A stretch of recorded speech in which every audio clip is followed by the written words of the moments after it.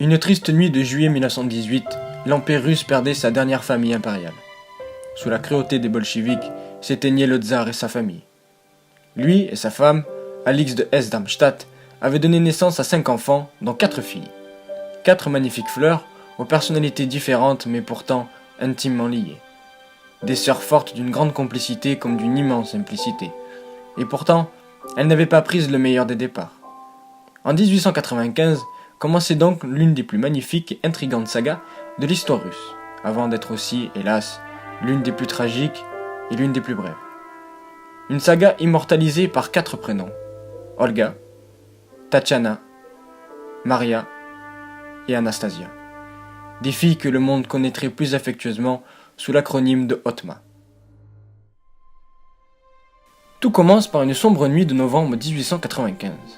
Il faisait froid à Tsarskoye Selo, en français, le village des tsars. Petite localité où s'érigeaient les principaux palais réservés aux familles impériales depuis des siècles. Dans sa chambre, la tsarine, Alexandra Féodorovna, de son vrai nom, Alix von Hessen-Darmstadt, sait que son premier enfant naîtra bientôt. Elle, comme son mari, Nikolai Romanov II, espère de tout cœur que ce sera un garçon. Cette nuit-là est aussi présente la sœur de la tsarine, Elisabeth von Hessen-Darmstadt, plus connue sous le surnom de Ella. Après une nuit de souffrance, Alix accouche d'une petite fille. Le tsar dira dans son journal: « Vendredi, un jour mémorable pour moi, au cours duquel j'ai beaucoup souffert. Ma chère Alix est restée toute la journée au lit dans une grande souffrance. Vers 2h du matin, ma chère Mama est arrivée. Elle, moi et Ella sommes restés auprès de Alix toute la nuit. Ce n'est que vers 9h du matin que nous avons entendu un petit cri d'enfant. C'est une petite fille que Dieu nous envoie, et dans une prière, nous l'appelons Olga. » Bien qu'épuisée, la tsarine refusera de quitter sa fille et il faudra bien attendre quelques jours avant que la première grande duchesse ne soit conduite à la nurserie, qui serait pour quelques années sa chambre. La deuxième avant le jour est Tatiana, le 29 mai 1897. La naissance ne se fera pas au palais Alexandre, mais au palais de Peterov, situé à Saint-Pétersbourg, également l'une des nombreuses résidences de la famille impériale. Encore une fois, le couple attend un héritier masculin, mais c'est une fille qui voit le jour. Tatiana pesait 3,9 kg pour 54 cm, et à peine était-elle née que déjà, Olga s'enthousiasmait de sa venue. Ce qui n'était pas forcément le cas des autres membres de la famille Romanov, ou de quelques sujets du palais qui auraient préféré un garçon. Mais le tsar et sa femme, certes un peu déçus, se préoccupaient plus de l'amour qu'ils portaient à leurs 2 premiers enfants. Très vite, les 2 sœurs se lièrent d'une grande amitié et d'une grande complicité. Bientôt, toute leur famille les désignerait comme la grande-père, ou tout simplement les grandes. Olga avait trouvé en Tatiana sa meilleure amie. Hélas, tout ce bonheur sororel était un mauvais présage pour la venue du 3e enfant Romanov. Le 14 juin 1899, un jour de pluie, naissait à Peterov la grande duchesse Maria. C'était un beau bébé très fort qui devrait souffrir d'un enrobement certain jusque dans sa jeune enfance.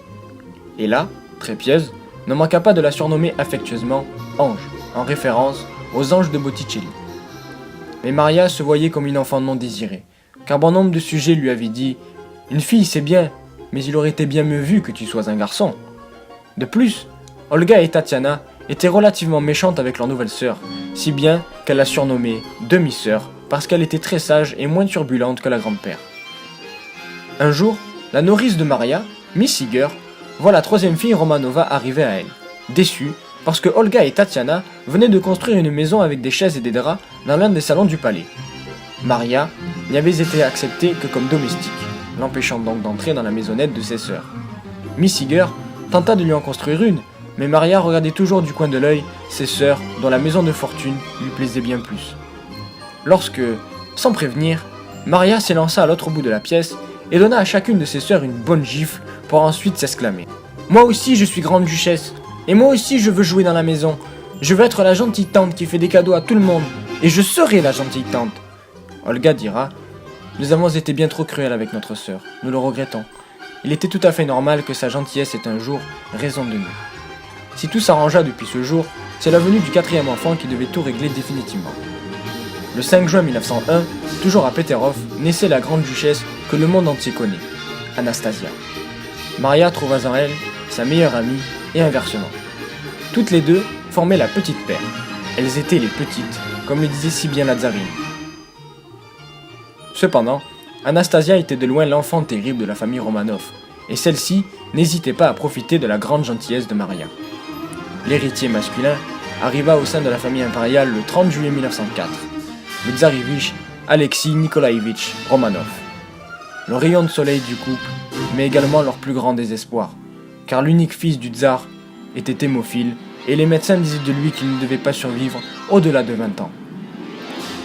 Ses sœurs lui portèrent un amour merveilleusement affectueux.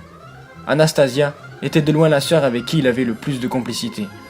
Lorsque Alexis faisait une crise d'hémophilie et que toute sa famille était au plus bas, c'était Anastasia qui venait lui porter compagnie et qui réussissait à lui faire, parfois, oublier sa douleur. La fin des années 1900 et le début des années 1910 marquaient l'enfance et l'adolescence de Ottma, leurs plus jeunes et innocentes années.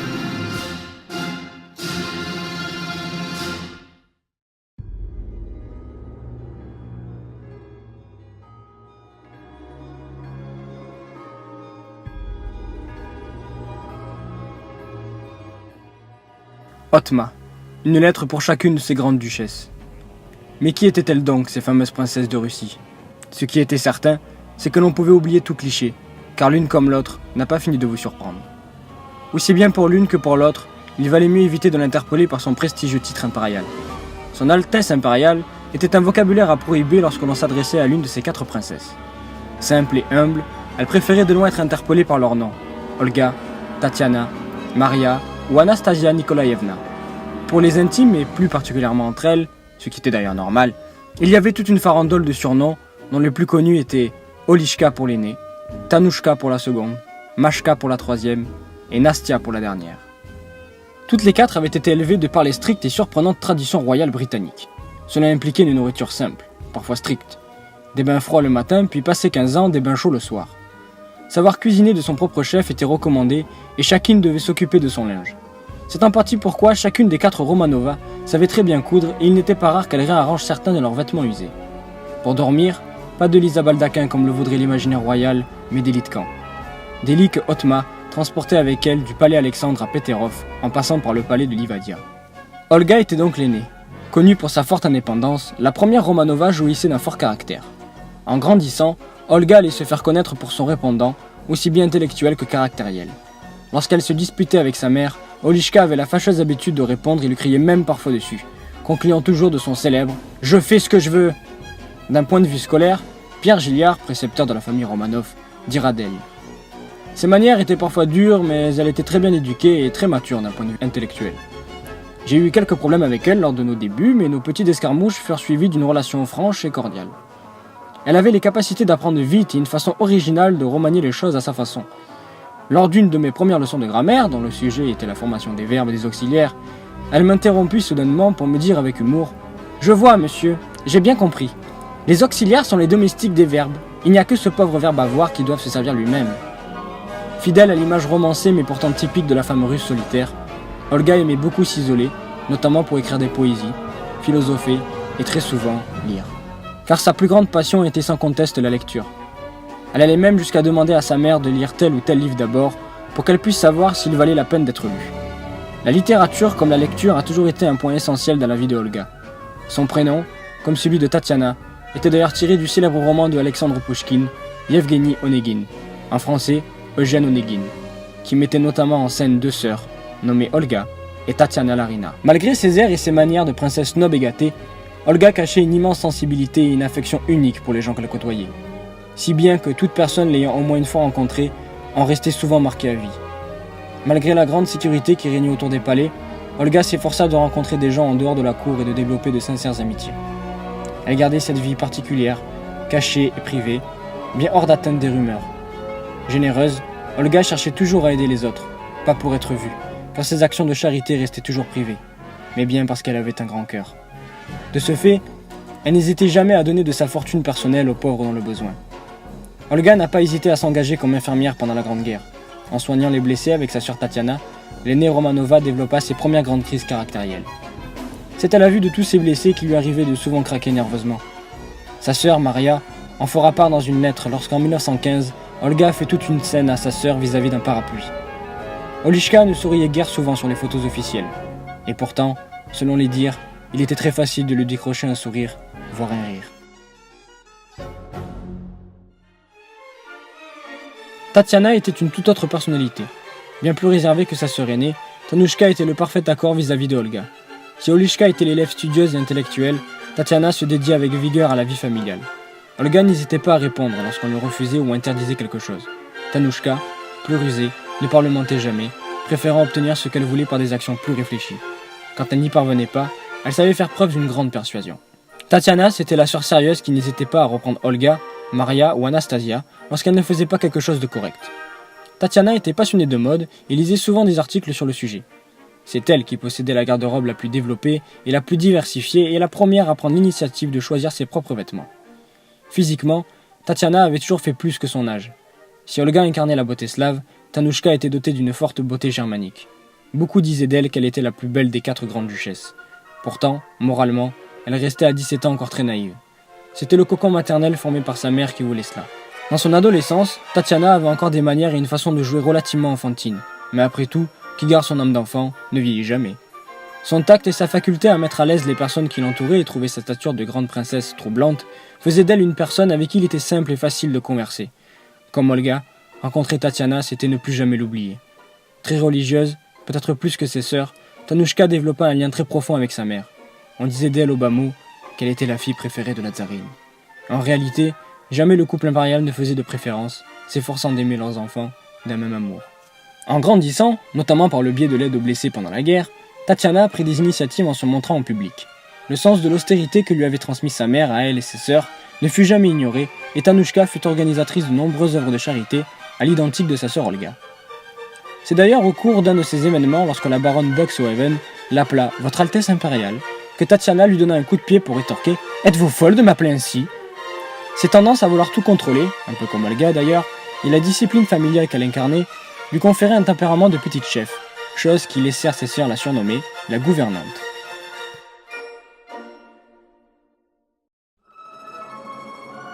Maria, elle aussi, jouissait d'une personnalité étrangère à celle de ses aînés.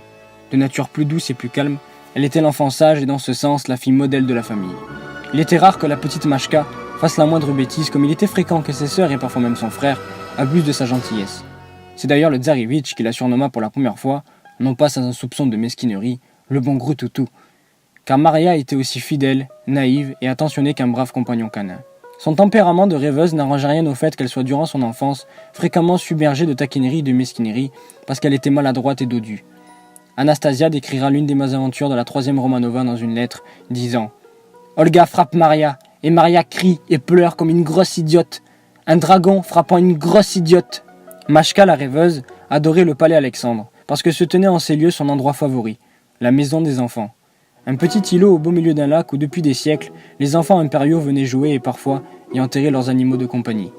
Ici, Maria adorait s'allonger au beau milieu des marguerites et des lys, laissant son imagination débordante s'épanouir au gré de ses envies et de ses rêves. Bien que ce soit Tatiana qui fût reconnue comme la plus jolie des princesses Romanova, Maria était loin d'être la moins belle. Ses yeux bleus intenses, surnommés les soucoupes de Maria, par sa mère et sa tante Elisabeth, ne laissaient personne indifférent. Hélas, Mashka se portait physiquement trop bien pour certains soldats ou princes, plus attirés par la maigre finesse de Tatiana. La tsarine restait d'ailleurs consternée au fait que sa 3e fille soit si dodue. C'est en la voyant un peu s'affiner dans son adolescence qu'elle en fut rassurée. Mashka jouait très bien du piano, et si elle écrivait de la main droite, elle laissait la gauche dessiner avec un certain talent. Selon les dires de son précepteur, Maria avait un grand talent artistique certain et était intelligente, mais elle restait toutefois feignante pour l'éducation et les cours. Elle ne fut d'ailleurs jamais très douée pour la prononciation en langue, bien qu'elle aimait grandement cela. En effet, les Romanov et par extension Otma parlaient couramment 3 langues. L'anglais avec Alix, le russe entre elles et avec leur père, et le français en présence de leur précepteur ou de la cour qu'elle fréquentait rarement. Mashka était aussi connue pour son grand romantisme. Elle aimait beaucoup les soldats, et les plus jeunes particulièrement. Miss Seeger gardera une anecdote de ce romantisme innocent, alors que Maria était une enfant. Elle dira « Un jour, la petite grande duchesse Maria était en train d'observer un régiment de soldats depuis la fenêtre et s'exclama « Oh, j'adore ces beaux soldats! Je voudrais les embrasser tous !» Je lui ai dit « Maria, les petites filles de bonne conduite n'embrassent pas les soldats. » Elle ne répondit pas. Quelques jours plus tard, à l'occasion d'un goûter, l'un des enfants du grand-duc Constantine, qui venait d'avoir 12 ans, avait revêtu son uniforme militaire de cadet. Il voulut embrasser sa petite cousine Maria, mais elle plaça sa main sur sa bouche et repoussa délicatement son embrassade. « Pars, soldat !» avait-elle dit dans une grande dignité. « Je n'embrasse pas les soldats. » Le garçon fut à la fois flatté d'être reconnu soldat, mais aussi désappointé de s'être vu refuser un baiser. Machka portait également un amour fou pour les enfants. Elle disait toujours « Si je n'avais pas été une grande duchesse, j'aurais épousé un soldat et fondé une grande famille. Si c'est possible, j'aimerais même avoir une vingtaine d'enfants. » Sa famille disait d'elle qu'elle aurait été une mère parfaite et dévouée. Anastasia, la Benjamine, était encore un autre cas. De toutes, elle était la moins impériale, la moins princière. En effet, Anastasia détestait son rôle de grande duchesse. Lorsqu'elle était enfant, elle suppliait fréquemment sa mère de la placer dans une école publique pour qu'elle puisse se faire des amis, chose qui lui fut à jamais refusée. Très admirative de l'art dramatique, en plus d'avoir un talent inné pour jouer la comédie, la petite Nastenka souhaitait devenir actrice, au grand désarroi de sa mère. Il n'était pas rare qu'en compagnie de sa sœur Maria, Anastasia fasse des représentations de pièces en public au cours de certaines soirées ou réceptions spéciales. Nastia était une élève dissipée qui s'ennuyait au cours des leçons de Pierre Gilliard. Turbulente, la plus grande caractéristique de Anastasia était sans aucun doute ses pitreries. Enfant terrible ou petite peste, deux surnoms au choix signant admirablement bien l'adorable Nastenka. La quatrième Romanova abusait fréquemment de la gentillesse de sa sœur Maria et faisait la vie dure à presque tout le monde, aussi bien ses sœurs, les domestiques, que ses parents. Un jour d'hiver, alors que la famille impériale était en séjour en Pologne, Otma dispute une bataille de boules de neige. Anastasia, qui ne perdait jamais une occasion pour embêter son entourage, prit une pierre et forma une boule de neige tout autour pour ensuite la lancer en plein dans la figure de Tatiana. La deuxième Romanova fut littéralement assommée par le choc. La tsarine ne manqua pas de lui donner une sévère correction, mais cela n'empêchait jamais Anastasia de revenir à la charge quelques jours plus tard. Vivante et très énergétique, son insupportable caractère la rendait malgré elle parfois très méchante. Tricher, pincer, griffer ses camarades de jeu au cours d'une partie quelconque, Nastenka n'était pas toujours la petite adorable fille qu'elle pouvait être. Quand on osait la contrarier ou qu'elle ne voulait pas faire quelque chose, Anastasia prenait l'habitude de faire ce qui lui plaisait le plus, grimper aux arbres. Une fois perchée, jamais personne ne pouvait la faire descendre. Seul le tsar en avait la capacité. Mais Anastasia n'était pas juste l'enfant terrible de la famille Romanov. Elle était aussi son plus étincelant rayon de soleil. En tant que quatrième enfant, Anastasia se retrouva quelque peu étouffée par les personnalités de ses frères et sœurs. Sa plus grande contrariété était sa petite taille. Un complexe qui la tourmentait souvent.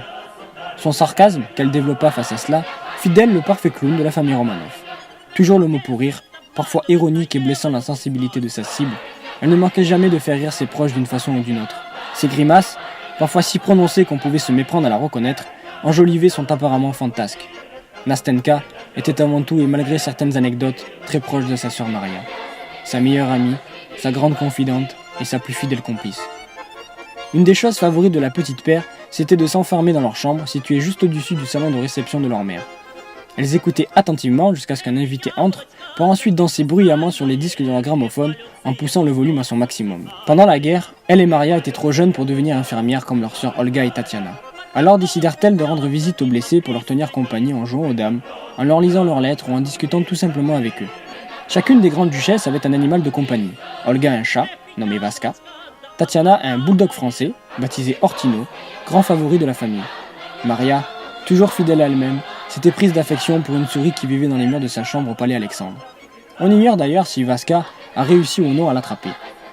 Anastasia, quant à elle, était une grande amoureuse des chiens. Son premier se nommait Chibzich, mort dans les années 1910 et enterré sur l'île des enfants impériaux au palais Alexandre. Pour consoler sa peine, il lui en fut offert un autre qu'elle baptisa Jimmy. Lorsqu'elle mourut à Yekaterinbourg, Anastasia portait en ses bras son dernier chien. Anastasia avait une relation particulière avec son frère. Une sorte de sixième sens les rapprochait et parfois, sans parler, les deux frères et sœurs se comprenaient.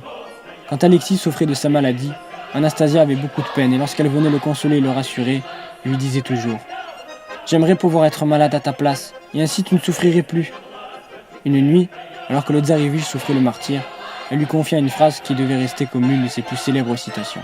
« Dors paisiblement et vois-moi dans tes rêves, et moi aussi je te verrai. »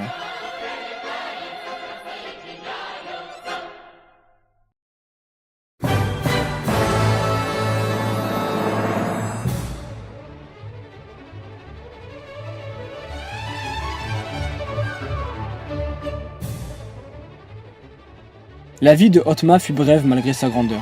Malgré leurs humilités et leur simplicité, elles restaient les filles de l'homme le plus riche de Russie, et c'était une vie réservée à l'élite qu'elles menaient. Mais les apparences sont trompeuses. Avant que Othma ne naisse, les Romanov vivaient au palais d'hiver à Saint-Pétersbourg, résidence officielle des tsars depuis des années. Cependant, la tsarine Alexandra n'appréciait guère la haute société de cette ville. Elle préférait vivre loin de la noblesse, auprès de Nicolas II, qui approuva ce premier pas vers un isolement qui, hélas, serait fatal pour la famille impériale. Les Romanov s'installèrent au palais Alexandre, à Tsarskoye Selo, ancienne résidence officielle des tsars dont ils firent pour eux leur demeure principale. En fonction des saisons, les Romanov se déplaçaient dans des lieux et des palais plus appropriés. En septembre 1911, s'achevait la construction du palais de Livadia, situé sur les bords de la mer Noire, en Crimée. C'était la résidence de printemps et d'automne de la famille impériale, et quelques mois après son inauguration, en novembre, Olga y fêtait son 16e anniversaire. Le palais de Peterov servait de résidence d'été, étape précédant la traditionnelle croisière sur la Baltique à bord du Standard, navire de croisière de la famille impériale. L'hiver, la famille restait principalement au palais Alexandre, mais parfois c'était à Spala, en Pologne, qu'elle fêtait la fin de l'année. Entrecoupée de visites officielles, Othma menait une vie isolée, principalement causée par la grande dépression qui envahissait la tsarine.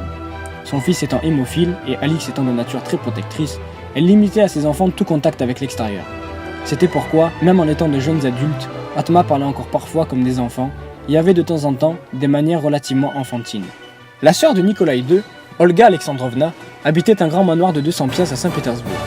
Et en réaction au cocon familial dans lequel la tsarine avait enfermé ses enfants, la sœur du tsar se proposa pour prendre avec elle, chaque samedi soir, Othma. Elle passait ainsi tout le dimanche en compagnie d'autres enfants, impériaux, nobles ou non. Les 4 grandes duchesses pouvaient ainsi se faire des amis, et c'est comme cela que Olga devint leur tante favorite. En grandissant, Olga et Tatiana allaient mener une double vie. Outrepassant la haute sécurité du palais, les 2 sœurs sortaient parfois en ville, retrouver des amis dont l'histoire a oublié le nom. Rester normale était primordial pour ces princesses.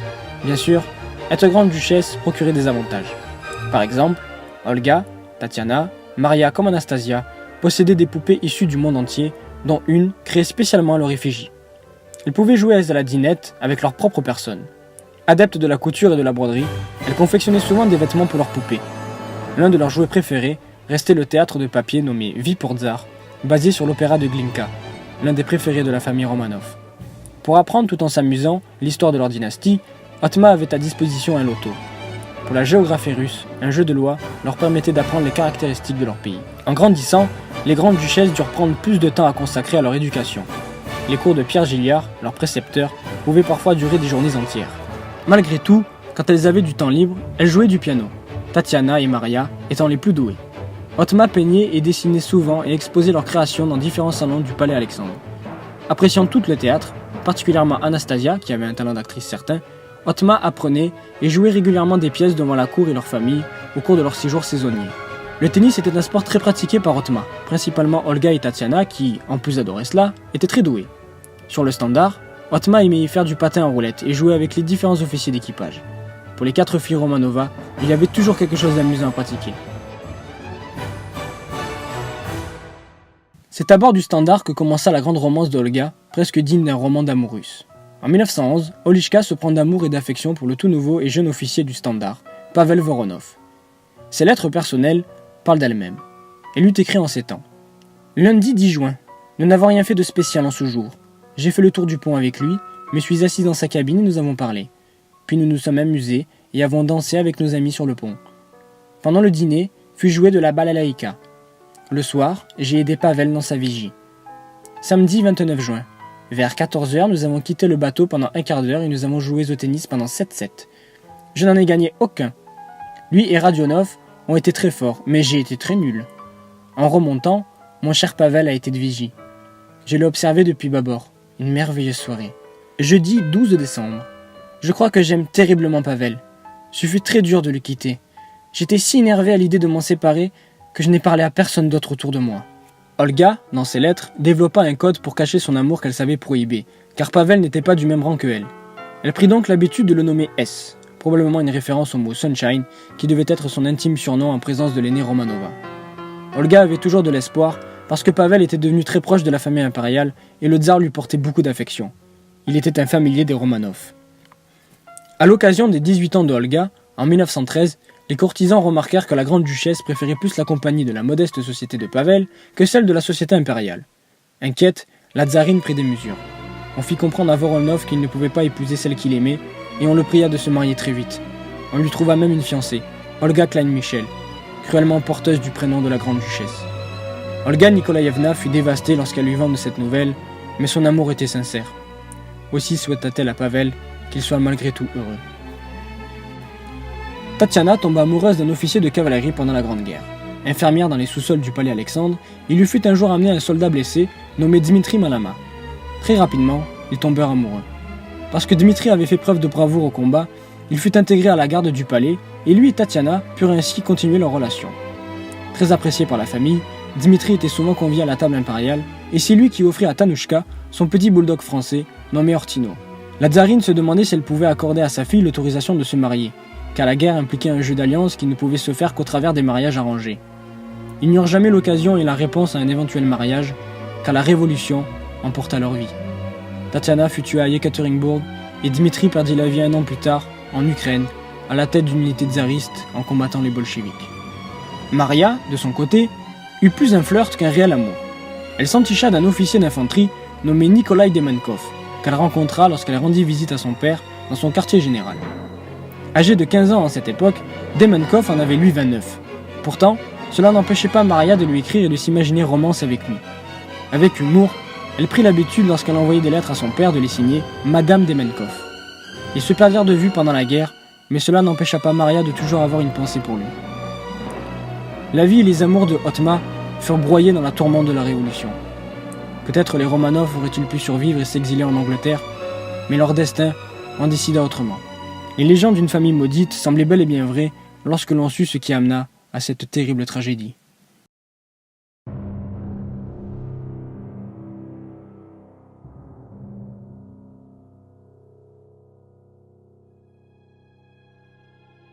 Otma sont les princesses perdues de Russie. La colère du peuple et les mauvais choix de leurs parents amenèrent fatalement à leur mort. Le tsar se retrouva à la tête de la Russie très jeune et inexpérimenté. Il prit conseil de ses courtisans qui profitèrent de son manque cruel d'expérience et de sa personnalité indécise.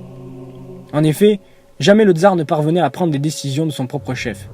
Influençable, il enchaîna bon nombre d'erreurs dues à des manipulations politiques. La principale faute des Romanov se trouve hélas dans un isolement volontaire. La tsarine Alexandra fut dévastée lorsqu'elle apprit que son seul et unique fils, l'héritier de la famille impériale, était condamné par l'hémophilie.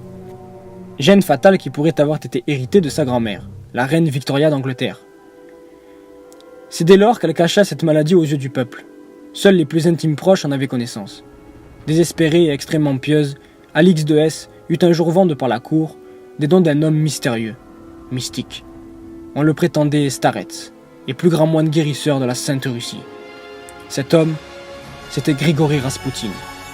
Dans sa jeunesse, il était un pauvre paysan de Sibérie qui s'était décidé à voler et agresser les passants pour survivre. Pourvu d'une grande persuasion manipulatrice, il vit en leur religion une occasion unique de prendre un autre chemin dans sa vie. On le disait Starets, soit un élu de Dieu, doté de pouvoirs de guérison, parce qu'il était devenu un moine orthodoxe et semblait en effet pouvoir guérir n'importe qui. Il fut introduit à la tsarine en 1905 et sa magie apaisa le tsarevitch. Il proscrit les médicaments donnés à Alexis dont l'aspirine. La médecine de l'époque ignorait les propriétés anticoagulantes de l'aspirine et de ce fait, en toute logique, le tsarevitch ne peut qu'aller mieux sous les décisions et la présence de Raspoutine. Le Starets lui raconte des contes sibériens, pose ses mains sur ses hématomes et la guérison se produit. On disait également de Raspoutine qu'il hypnotisait et était doté d'un grand pouvoir de divination. Ce qui jouait dans sa faveur était la vision qu'avait eue un certain Maître Philippe de Lyon, guérisseur français que la tsarine avait côtoyé. Maître Philippe lui avait déjà prédit, bien avant la naissance du tsarevitch, que son prochain enfant, après Anastasia, serait un garçon. Peu de temps après, il avait dit à la tsarine que bientôt, un grand prédicateur et sorcier puissant entrerait dans sa vie. Un sorcier qu'il avait désigné à la famille impériale comme leur ami. Et tout portait à croire que cet ami, c'était Raspoutine. On ignore si le Starets était réellement un puissant sorcier. Ce qui était sûr, c'est qu'il abusa de l'hospitalité impériale en vivant une véritable vie de débauche avec les femmes de la cour. Son regard, appelé le regard de Raspoutine au sein de la société impériale, laissait les femmes sous le charme. Il est conduit à son appartement où alcool et sexe dominent. Il aurait jusqu'à 10 relations sexuelles par jour. Un soir, une fille d'une des gouvernantes du palais Alexandre, Sofia Toutcheva, surprend Raspoutine dans la chambre des grandes duchesses, à l'époque âgée de 9 à 15 ans. Le starets aurait parlé et donné une caresse alors qu'elle se préparait à aller au lit. Alexandra, qui considérait Rasputin comme un saint, renvoya la mère de Sofia car elle voyait ces dires comme une insulte. Pourtant, même la sœur de Nikolai, Olga Alexandrovna, voyait d'un mauvais œil ce guérisseur. Celle qui n'hésitait pas à dire ce qu'elle pensait, c'était Élisabeth de Hesse, la sœur de la tsarine. Extrêmement religieuse, elle savait que Rasputin était un charlatan qui abusait de la famille impériale. En comparaison, Élisabeth avait vendu toute sa fortune pour créer un couvent, le couvent des Saintes Marthe et Marie, à Moscou, et se dédier à la vie monastique jusqu'à la fin de sa vie. La tsarine était-elle réellement aveugle à ce point ? C'était bel et bien possible, car désormais, elle autorise le guérisseur à se mêler de politique. Rasputin mit à dos toute la noblesse russe pour les Romanov. La famille impériale se retrouvait ainsi seule. Il fallut que l'on prétende que le starets ait des relations avec la tsarine pour que Nikolai II se décide enfin à l'exclure de la cour, aux grandes dames de Alexandra, qui se renfermaient de plus en plus sur elle-même. C'est à ce moment que Rasputin aurait fait la prédiction célèbre à la tsarine. « Je mourrai dans des souffrances atroces. Après ma mort, mon corps n'aura point de repos. Puis, tu perdras ta couronne. Toi et ton fils, vous serez massacrés, ainsi que toute la famille. Après, le déluge terrible passera sur la Russie, et elle tombera entre les mains du diable. » En 1916, il fut décidé d'assassiner Rasputin, et selon certaines sources, Élisabeth de Hesse aurait fait partie du complot, car pour elle, éliminer le guérisseur était un devoir patriotique. Rasputin est convié à un dîner. Dans son verre, l'on y met de l'arsenic, mais le starets semble y être insensible. Le dénommé Yusupov s'empare d'une arme et abat Rasputin d'une balle dans le cœur. Le sorcier convulse, puis semble mourir. Selon les témoignages, il aurait encore rampé un moment avant d'être achevé. Lorsqu'on prit la décision de brûler son corps, il ne se serait pas consumé. Mais cela appartient sans doute à la légende. En 1917, la révolution de février contraint le tsar d'abdiquer. Il n'a plus aucun soutien. Il demande à son cousin, le roi George V, de pouvoir s'exiler en Angleterre. Dans un premier temps, cela lui fut accepté. Hélas, les grandes duchesses ont la rougeole et le départ est retardé une première fois. Maria en est épargnée, mais lorsqu'elle accompagne courageusement sa mère dans le froid de l'hiver russe pour faire face aux manifestants qui s'insurgent devant le palais d'hiver, Maria contracte une pneumonie. Elle est intransportable et le court laps de temps qui aurait permis aux Romanov de pouvoir s'exiler en Angleterre s'achève. Les Romanov sont condamnés. Ils perdent leurs titres impériaux et deviennent des citoyens russes. Dans un premier temps, on les enferme à domicile au palais Alexandre. Les gardes, qui autrefois les protégeaient, les surveillent et les retiennent prisonniers. Les bolcheviks, principalement dirigés par Lénine, s'emparent du pouvoir. Lénine accuse le tsar d'être un affameur d'enfants et le traite de buveur de sang à l'égard du peuple. Il n'hésite pas à sous-entendre que la mort des Romanov est primordiale pour la suite du régime communiste. Son entourage insiste pour qu'il soit d'abord jugé, mais l'exil se poursuit ensuite à Tobolsk, en Sibérie, de juillet 1917 à mai 1918. Les Romanov n'ont plus que l'aide de Dieu comme espoir. Le tsar jardine, se promène et espère de tout cœur que la Russie restera fidèle à ses alliés. Les grandes duchesses recherchent le bonheur dans ce torrent de malheur. Elles continuent de jouer des pièces de théâtre, à danser et jouer ensemble.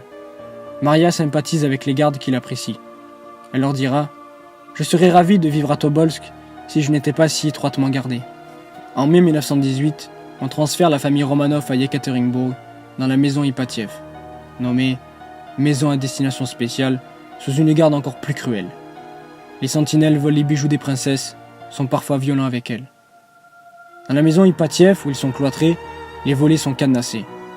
Plus personne n'entre, ni ne sort de la maison Ipatiev.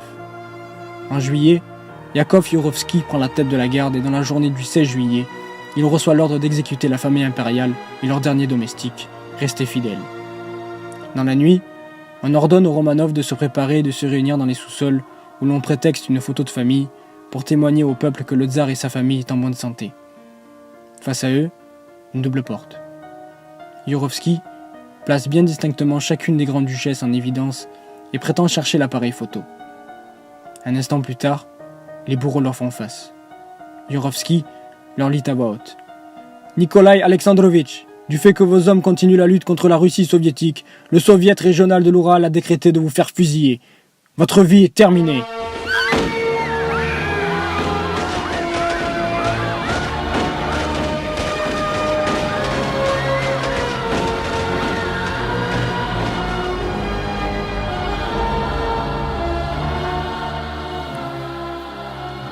Maria et Anastasia sont achevées à coups de crosse et de baïonnettes. Les corps sont déshabillés, aspergés d'acide et d'essence, puis brûlés avant d'être jetés dans un puits de mine. De peur que l'armée blanche en approche vers Yekaterinbourg ne retrouve les corps, les bolcheviks les déplacent et les enterrent sous un sentier forestier, non loin du puits. Aujourd'hui, les analyses ADN sont hélas formelles. Personne n'a survécu. Otma, toutes ensemble, ont péri sous la sauvagerie bolchevique. Pourquoi ? Parce qu'elles avaient eu le tort de naître grandes duchesses à une époque où la monarchie russe devait disparaître. Les Romanov ont été canonisés en 2000 et reconnus martyrs. Tout ce qu'il nous reste aujourd'hui de Otma et de leur famille, ce sont des photos et quelques films. Il ne reste que des sourires, de l'amour fraternel et sororel qui ne s'éteindra jamais. Immortalisé pour l'éternité en noir et blanc, Otma continue de nous sourire dans un ultime souvenir. Et c'est à nous de faire perdurer cette immortalité en n'oubliant jamais qui elles étaient. En n'oubliant jamais qu'elles étaient peut-être les princesses les plus humbles, les plus simples et les plus humaines qui aient jamais existé. Tragiquement fascinante, aussi courageuse dans la vie que dans la mort, l'histoire de Otma est ainsi, à l'image d'un roman russe, merveilleusement magnifique de par sa tragédie. Olga, Tatiana, Maria, Anastasia, grande duchesse de Russie, adieu.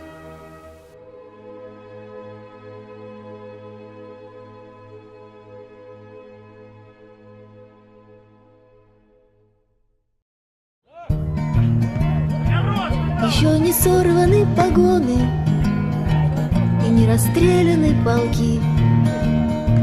Еще не красным, а зеленым восходит поле у реки. Им лет немного и немало, но эти сцены так фатальны, а эти лица так бледны. Кровавая, хмельная, хоть пой, хоть волком вой, страна моя родная, а что ж ты делаешь со мной? Горят фамильные альбомы в каминах жарких на углях. От стены Ипатьевского дома уже накатывает страх.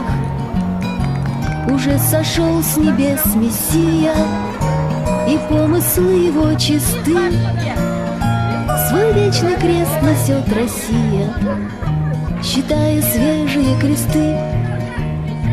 Вчера изысканные франты, сегодня рыцари войны. Они еще не эмигранты, они еще ее сыны. Но жизнь прошла, как не бывало, и не оставила следа. На горизонте догорала их путеводная звезда. Кровавая, хмельная, хоть пой, хоть волком вой, страна моя родная, а что ж ты делаешь со мной? Последний выстрел сердцем скрещен, неумолим прощальный взгляд. Но дневники любивших женщин их для потомков воскресят. Ах, Боже мой, чтоб с нами было, когда бы это все не зря, когда бы разум не затмило на башне красная заря. Кровавая, хмельная, хоть пой, хоть волком вой, страна моя родная, а что ж ты делаешь со мной? Кровавая, хмельная, хоть пой, хоть волком вой, страна моя родная, а что ж ты делаешь со мной?